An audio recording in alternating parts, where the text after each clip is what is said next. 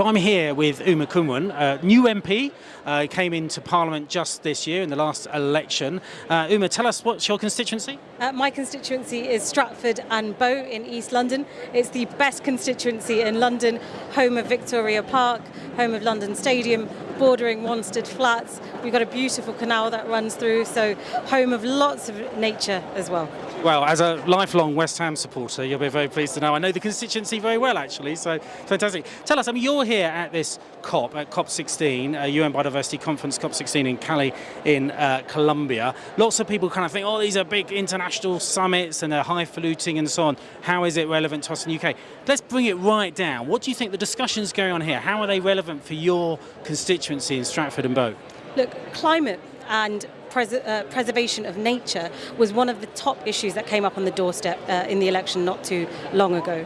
And before I became an MP, before I was elected, I ran one of the world's biggest climate diplomatic relations units, working globally with 97 or 98 cities across the world to fight for bolder climate action. And when I said this to residents on the doorstep, when they were asking me, so what are you actually going to do about climate? You know, what are your policies and what are you saying? When I told them this is what I used to do, you could see their their demeanour completely change and think, wow, this is someone that gets it. This is someone that's coming here with this experience. And what I said to them is, I'll promise you that if I'm elected, I'll continue using my voice, not just for Stratford and Bow, but to advocate for the things that we care about globally. So I'm making good on my promise, but actually bringing it back to that local level, as you said, what happens around the world really does affect us. We are seeing a catastrophic loss of wildlife around the world. 73% of global vertebrate wildlife have been depleted, and by 2030 and 2050 that number is going to be far higher. That's huge numbers, and that is whole species that are not going to exist in a couple of years' time. My constituents, we're one of the youngest constituencies in London. The average age is 40. We're very conscious about the planet that we live on. We're very conscious about sustainability and the world that we're leaving for the next generation. So actually, it's a global fight. All of our actions have consequences. So we have to use our voice meaningfully to fight for action, not just for us, but globally as well, and say, hey, look, London, United Kingdom, we are a global leader. We must use our voice for good. We must work with communities, from indigenous communities across Latin America, the global north, the global south, working collaboratively on innovation, on advancement, on ambition, to fight for climate and nature at every step of the way. Brilliant stuff. And Uma, obviously there's superb work going on in lots of parts of London on this agenda, not least obviously London Wildlife Trust doing brilliant work in your constituency and across London around the issues of urban nature. And obviously the nature debate is quite different sometimes in an urban environment to a more rural environment, but perhaps nature is even more important for people that live in big cities. Definitely, and look, urban rewilding is something that's really picked up in our cities.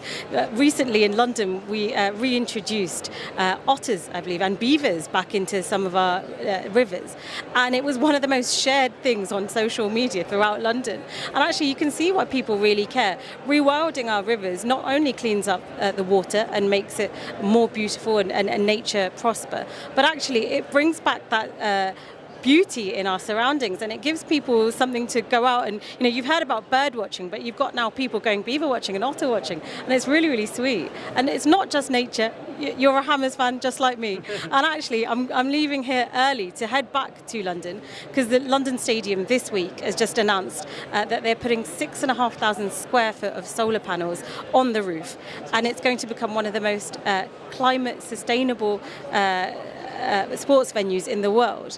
So actually at every level, whether it's on wildlife, whether it's on finding more sustainable solutions, Stratford and Bow and London is leading the way, and we've absolutely got to do our part in supporting them as politicians.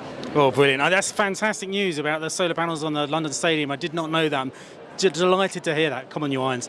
Anyway, fantastic to hear that. And I just want to say, Uma, it's also fantastic that you've come here. Take time out of your schedule and put the effort in to come here, because it's so important that parliamentarians are engaged in this process and bringing it back home to focus about how we can implement the global biodiversity framework in the UK. So from all of us at the Wildlife Trust, and I'm sure London Wildlife Trust in particular, thank you so much for speaking to us today, and thank you so much for coming to COP16.